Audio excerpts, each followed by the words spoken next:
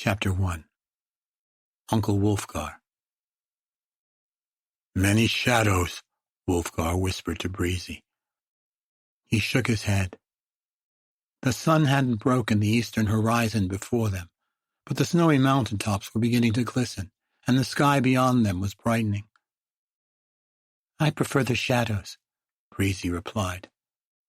She reached for the buckle of her belt, a very special buckle, and uttered a simple command word while pressing a button just underneath its clasp. With a few clicks and a whooshing sound, the buckle sprang into shape, producing a polished compound bow, ready and strung with a bowstring that shimmered with lightning energy. Wulfgar glanced back at her. "Do you know how to use that?" he asked, nodding his chin toward that bow, a fabulous weapon called Tolmaril the Heartseeker. "Pull back the string," she answered with a non-committal shrug.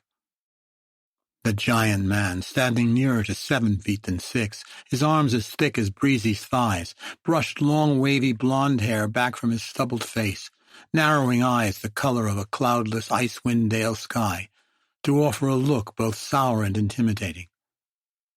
"Shoot at nothing that I am fighting," he quietly instructed. "Shoot at nothing that is near to me. Shoot at nothing at all unless you must." "You've killed 3 of the savage beasts in the week we've been out of Kelvin's cairn," she reminded, giggling at Uncle Wulfgar's sorry attempt to cow her. "You said you'd take me hunting, not sitting to the side cheering you on." "And you've seen how formidable the Yetis are." "I have, and remain unimpressed. Give me one fight. You said we were heading back tomorrow." She meant every word, for Breezy knew that she needed the experience and the trial of this battle. The most important fight of her young life was fast approaching, mere months away, and its outcome would determine her reality for the next decade or more, likely, as she climbed the monastic ranks in the far-distant monastery of the Yellow Rose. Wulfgar looked around. The two had come far to the south and east of 10 Towns in their pursuit of the tundra yetis, venturing into the boulder tumbles that comprised the northern foothills of the Spine of the World mountain range. Out here lay many hiding places, and many monsters, no doubt, not limited to the Yetis.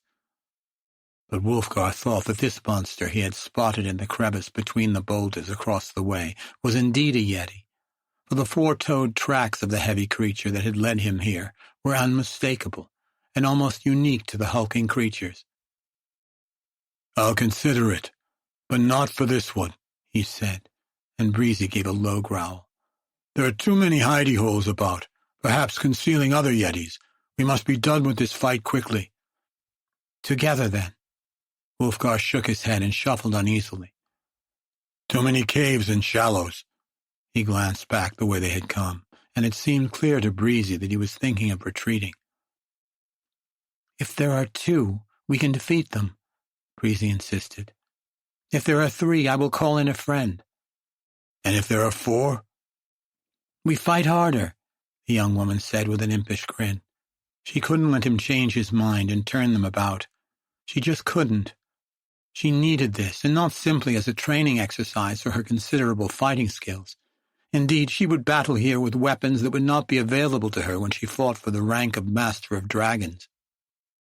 What she needed was the experience of the stress, the very edge of catastrophe, the forced movements and reactions with her life on the line.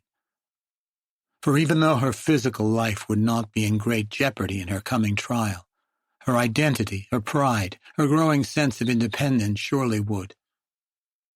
Wulfgar shook his head, but he was looking back at the dark crevice ahead, his warhammer, Aegis fang in hand, his fingers flexing eagerly. "If I tell you to run, just run," he whispered. "Of course." Breezy stared at him and sensed his uneasiness. There was evil about. She could feel it too, a quiet hush. Too quiet. But she wanted her fight. She had watched Wulfgar put that powerful warhammer to swift and deadly use, dispatching each of the 3 Yetis they had come upon in their earlier days out from 10 Towns with seeming ease. There was more than one here, she believed, and hoped. "Don't shoot me in the back," Wulfgar said, not turning to regard her, and instead beginning a low skulk toward the pair of giant boulders. He veered to the left, the northernmost giant stone and the one with the most open ground around it. Breezy nodded knowingly. If others were coming, they would be farther from him, emerging from the larger boulder tumbles south of their position, giving Wulfgar and her a fine head start. She didn't want to flee, but she understood and appreciated the caution. Despite her earlier declaration, Breezy understood the truth of their enemies. Tundra Yetis were huge beasts, resembling large white and light brown gorillas, but more upright, like a knoll. They had huge curving claws on 10 fingers and smaller, thicker triangular daggers on the 4 toes of each foot. Their flat, apish faces were dominated by huge mouths with long, massive canines. As much as she said she wanted to fight one, Breezy understood that it was nothing to be trite about. Tundra Yetis were all muscle and natural weapons, which they regularly and efficiently put to deadly use. Wulfgar stopped and turned about. "They aren't animals," he said to Breezy, perhaps the 10th time he told her that on this hunting excursion. Breezy nodded. She understood his emphasis, as she had made it quite clear to him that she had no desire to hunt animals for anything other than food, and even for that necessity she really didn't want to kill them. But these weren't animals.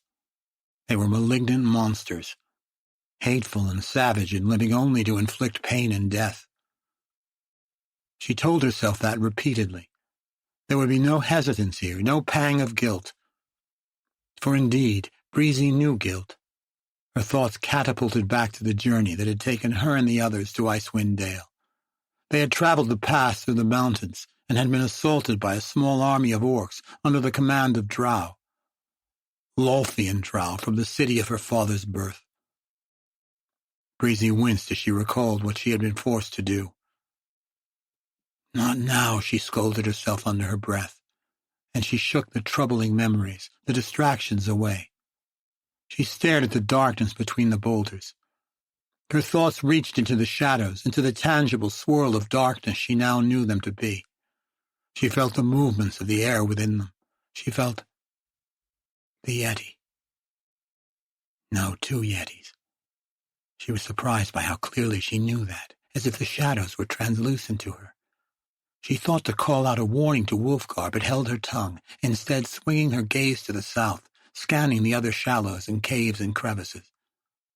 A 3rd Yeti. A 4th. A 5th. It was an ambush. The clever monsters had led them to this place. Breezy did speak out then, but not to Wulfgar. She pulled an onyx figurine from her pouch and called to Guinevere, the spirit panther from the astral plane, the longtime companion, longtime friend to her father. The first Yeti exited the nearest crevice, veering straight for the enormous Wulfgar. Breezy didn't watch, focusing instead on the second creature in the crevice. She did hear the first Yeti's roar, though, and out of the corner of her eye she caught a silvery flicker in the air before the rampaging beast. How that Yeti's roar changed so suddenly into something less ominous. Aegis Fang, she knew, and she nodded, lifting and leveling Tolmaril. Yetis were broad-shouldered behemoths, and the crevice wasn't much wider than the beast that had exited it. The shadows told Breezy that another Yeti was in that crevice.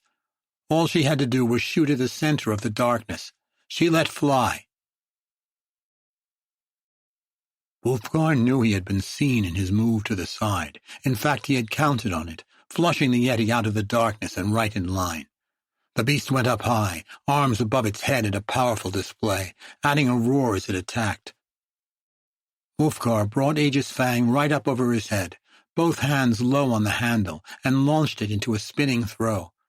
It struck the Yeti square in the chest, blasting out its breath, turning its roar into a gasp. It didn't down the Yeti, though, the tough beast stumbling through the shock and pain, then coming on again. Seeing an unarmed human standing before it, a huge human, but still puny next to the Yeti, drove the murderous monster on. It closed and sent a clawed hand slashing across Wulfgar's face. The veteran warrior turned and spun away before it, magically summoning Aegis Fang back to his hand with a mere thought as he continued his pirouette, then came around with the hammer in his grasp, swinging it in above the dipped shoulder of the overbalanced Yeti, its arms still out to Wulfgar's right. With all his momentum and spinning weight behind the strike, Wulfgar deftly re-angled the heavy head of Aegis Fang to come in just above that shoulder, cracking it against the side of the Yeti's head, sending the beast stumbling to the side and to the ground. The warrior set himself to charge, then fell back with a start as a silver streak creased the air before him. A magical lightning arrow from Tolmaril, he realized, speeding toward the crevice from which the Yeti had come. "No," he cried, looking to Breezy, his eyes widening as he heard the pain growl from within that crevice.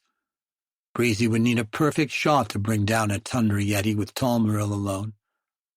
"By the gods," he muttered, understanding the ambush, and all he could think about was the possibility that he had just led his best friend's daughter to her death. Breezy winced when the magical arrow flew away, both from the blinding suddenness of its lightning flash and her slight tremble as she let go of the string. She saw the streak shooting too far to the right of her mark, clipping the southernmost boulder instead of disappearing into the shadows, or hopefully into the Yeti she knew to be within that darkness. Good luck was with her, though, for the arrow skipped off the stone, scarring the rock with its lightning energy and showering the area with sparks, deflecting left and into the shadows, affording Breezy a quick glance at the Yeti within, at the look of surprise on its monstrous face as the lightning shot into it. She knew she hadn't killed it, certainly, and suddenly doubted her plan. But no, she resolutely rejected the fear. And besides, now her companion Guinevere, a 600-pound black panther, was there beside her, awaiting her orders. "My Gwen," she told the panther, and pointed to Wulfgar in his battle. Guinevere understood, and bounded away, while Breezy swung south and fired off 3 more shots in quick order, hoping to draw out the remaining ambushers. And she did, 3 more furious Tundra Yetis, emerging from the holes near the foothills, all charging toward her. "Brother Gregory is waiting for me," she told herself. "I need this." She smiled and nodded, but swallowed hard, not quite sure if she was being clever or too clever. Wulfgar knew that he had hurt the monster writhing on the ground before him, but hadn't finished it. A truth confirmed when the beast sprang right back up, its face bloody, its broken jaw hanging awkwardly. He had to fight through this behemoth, but he had to do so quickly before the second one came forth and got to Breezy. His concern turned to panic when he saw more arrows flying off of the southern areas, and more Yetis emerging. "What are you doing?" he yelled, whipping Aegis Fang across and nearly stumbling from the desperation behind that swing, a swipe that hit nothing but air as the Yeti dodged back. Wulfgar braced, recovering, expecting the Yeti to leap upon him, and it did start to do just that, until a flying ball of panther slammed into its side, throwing it to the ground. "Tempest bless you, Gwen," he muttered, leaping forward to intercept the monster emerging from the crevice. He yelled for Breezy to run, even managed to glance back that way after his next swing stopped the second Yeti, its chest still smoldering from the lightning arrow. She wasn't there. That confused Wulfgar, but he thought it a good thing, and thought too that he should quickly get away from this Yeti and flee before the 3 newcomers could join in. He ducked back from a slashing clawed hand, started forward to strike, then jumped back again in surprise when the Yeti's head simply exploded before him, its face tearing asunder in a bolt of lightning. No, a lightning arrow shooting forth. Wulfgar's jaw dropped open as the Yeti dropped dead to the ground, for out of the crevice that had held these first 2 monsters came Breezy, and how she had possibly gotten in there he could not begin to imagine. "Run!" Wulfgar yelled at Breezy when he recovered from his shock.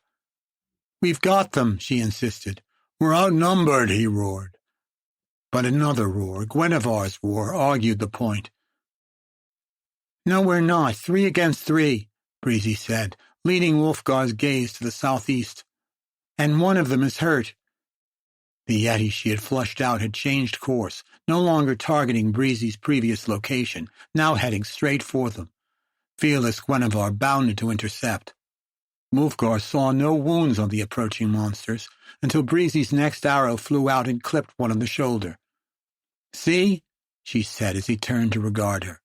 With a flick of her wrist, a press of a button, and a whisper of command, she rolled the magical bow back into its magical holster in her belt buckle, while drawing icing death with her other hand. "Anything to get your fight, eh, you stubborn girl?" Wulfgar asked. "Just making you keep your promise, uncle," she replied. Ahead of them, Guinevere closed on the nearest Yeti, ending in a great leap that sent her soaring up at the beast's head. The Yeti responded with flailing arms, trying to grab the cat, but Gwen came in with hind legs kicking, front paws scrabbling wildly, and as soon as she connected, she leaped away, pulling free of the Yeti's tentative grasp and launching the beast to the ground. Gwen landed cleanly, and at the very last moment, as the other two Yetis lunged for her, she turned into a sideways run. "Smart cat," Wulfgar remarked, charging for the enemies. He lifted his warhammer, cried out to his god Tempest, and sent it flying away toward the distracted Yetis. Breezy regarded him curiously, as she ran to keep up with him, for she realized something then that she had not before. Wulfgar's tone when he called to his god was one of habit, she thought, and not faith. Did he believe? Did he care? Did it matter? She tucked the thought away and focused on the battle at hand, realizing then that Wulfgar had aimed for and struck solidly the Yeti nearest her. Breezy blew a frustrated sigh at the thought that he was putting her safety ahead of his own, at the realization that she was, in his mind and therefore in truth, a burden here. Determined to change that perception, she put her head down and sprinted ahead, her monk training propelling her faster than Wulfgar could possibly pace. And faster than the Yeti had expected, she realized to her satisfaction. It had caught the warhammer after the weapon had slammed it in the chest, and it was now confused, desperately looking for the weapon. For when Wulfgar called it back, Aegis Fang had simply disappeared from the beast's hands. Breezy's first attack was free of any defense the Yeti might offer. She made it count, leaping past the Yeti and stabbing it in the side of its neck with her father's heavily enchanted scimitar. Icing Death was a blade made as bane to creatures of fire, which a Tundra Yeti was not, of course, but even without its special properties, eating the life force of the Yeti, its fine edge bit deep, easily cutting through the Yeti's tough hide and coarse hair. With a roar of pain and rage, the monster swung about, its long arm flying wide. Breezy ducked back, but not enough, for she underestimated the length of a Tundra Yeti's arm. Fortunately for her, the Yeti hit her with a backhand, still a stinging and crunching blow that sent her flying away. But at least its long claws hadn't dug into her face. Dazed and disoriented, Breezy stumbled, and could only hope she was doing so in a direction away from the monster. She shook her head, clearing her thoughts enough to realize that the monster was close, just behind her and to the left. She pivoted about, cutting Icing Death across, desperately hoping to keep the beast at bay long enough for her to find some balance and center. She missed badly. The Yeti roared, towering above her. She gasped. Aegis Fang hit the Yeti in the cheek, snapping its head to the side violently and sending it into an off-balance stumble. The warhammer had barely disappeared, recalled to Wulfgar's grasp, when Gwen leaped in and drove the stunned monster to the ground, the panther landing heavily atop it, paws scrabbling, claws raking and clawing. Breezy half turned to see Wulfgar engaged with a fourth monster, a fifth dead beside him on the ground. She felt relief only briefly before recognizing that her uncle had put himself into a terrible position with his current foe. His hammer was out horizontally before him, the Yeti grasping it with one hand, trying to tear it away, and worse, trying to get in closer so that it could claw at him with its other hand, which it had already done at least once, judging from the blood on Wulfgar's face, neck, and shoulder. The relief became rage. Rage that Wulfgar had helped her at his own expense. Rage that Gwen had come to her aid instead of to Wulfgar's. Rage that they thought of her as one to be protected and not as a fighting peer. Rage mostly at herself for needing them in this critical moment. Out from the buckle and up came Tolmaril, Breezy's hand repeatedly snapping to the magical quiver strapped to her back.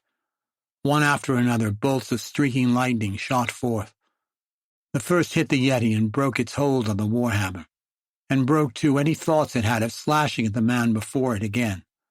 The second knocked it to the side as it tried to turn. The third, the fourth, the fifth, the sixth, all hit the beast, center mass, right in the chest, blowing holes, smoking holes, almost as if its life force were wafting forth.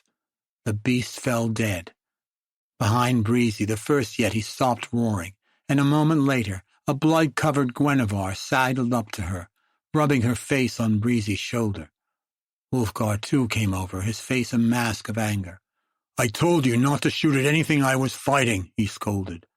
"You told me I could have a fight of my own," Breezy snapped back. "I just figured we weren't speaking to each other truthfully." "You were losing," Wulfgar sputtered, shaking his head, fighting to find every word through the emotions so obviously overwhelming him. "So were you." "I would have won." "So would I." "Girl." "Don't call me that. I am a woman. I am a warrior, a superior master of the Order of St. Solars in the Monastery of the Yellow Rose, and soon to be one of the 3 Masters of Dragons. You are my uncle, but you are not my keeper. You are my companion, but you are not my protector." Wulfgar started to respond, but he stopped short and just blew out his breath, shaking his head, his expression grim and full of doubt. "You are the daughter," he started to say, but he just snorted and shook his head again. "Why did you even take me out here?" Breezy asked. "I thought—" Again the big man stopped and shook his head. "Come, let us be far away before the smell of these rotting beasts brings 100 more upon us." 5, Breezy said as Wulfgar started to turn. 5, Wulfgar echoed, looking curiously for just a moment before managing a helpless chuckle as he looked about to the 5 dead Tundra Yetis. "And I claim half the kills as my own," Breezy declared. "Your parents will have my hide when they learn that we fought 5. "No doubt to make of it some armor that they can wrap around their little girl." Breezy spat and started away,